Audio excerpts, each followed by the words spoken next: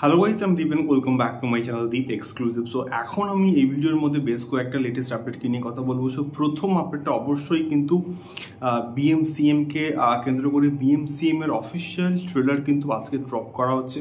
তো সত্যি বলতে অক্ষয় কুমারের আমি সত্যি বলতে টু বি অনেস্ট মন থেকে চাই যে এই প্রজেক্টটা দিয়ে একটা ভালো রকমের কামব্যাক হোক এবং আফটার সূর্যবংশী তার কোনো ছবি অতটাও লেভেলের ভালো কিন্তু বিজনেস করতে পারেনি যতটা সূর্যবংশী করতে পেরেছে বা যতটা অক্ষয় কুমারের স্টারডাম আছে।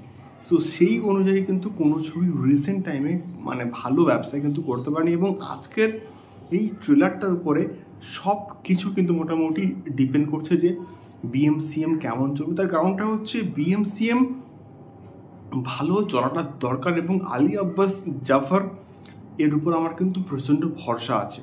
দেখা যাক কেমন হয় এবং এটার কিন্তু আজকের অফিসিয়াল ট্রেলার কিন্তু আসছে ঠিক 12:42 দেখা যাক কেমন হয়। সো তোমরা কতটা এক্সাইটেড এই বিএমসিএমকে নিয়ে আমাকে অবশ্যই কিন্তু কমেন্ট করে শেয়ার করতে পারো। দ্বিতীয়ত আমি আসবো অবশ্যই মির্জাকে নিয়ে।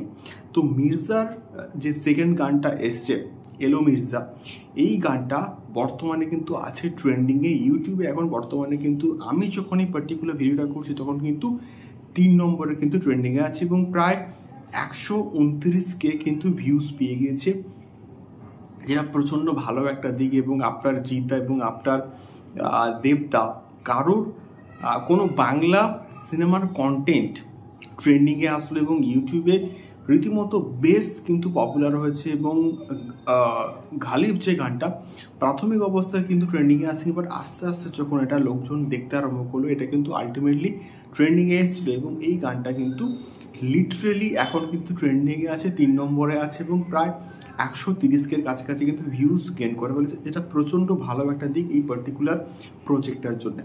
তৃতীয়ত আমি আসবো অবশ্যই পুষ্পা 2কে নিয়ে। সো গত বছর ঠিক এই সময় মানে ঠিক এপ্রিলের শুরুর দিকে 7th of April আল্লু অর্জুনের জন্মদিনের ঠিক আগের দিন কিন্তু এসেছিল পুষ্পা 2 এর একটা অ্যানাউন্সমেন্ট ভিডিও।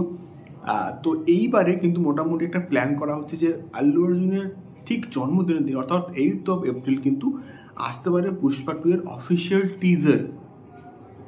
তো এটা মানে পুষ্পা 2কে নিয়ে কতটা লেভেলে ক্রেজ আছে ওয়ার্ল্ড ওয়াইড এবং তার সঙ্গে সঙ্গে আমাদের ইন্ডিয়াতে আমরা প্রত্যেকে কিন্তু মোটামুটি জানি পুষ্পা 2 প্রচণ্ড ভালো হবে এবং তার গ্লিমস এবং তার অ্যানাউন্সমেন্ট ভিডিও সেটা কিন্তু তার মোটামুটি কিন্তু প্রমাণ দিয়ে দিয়েছে।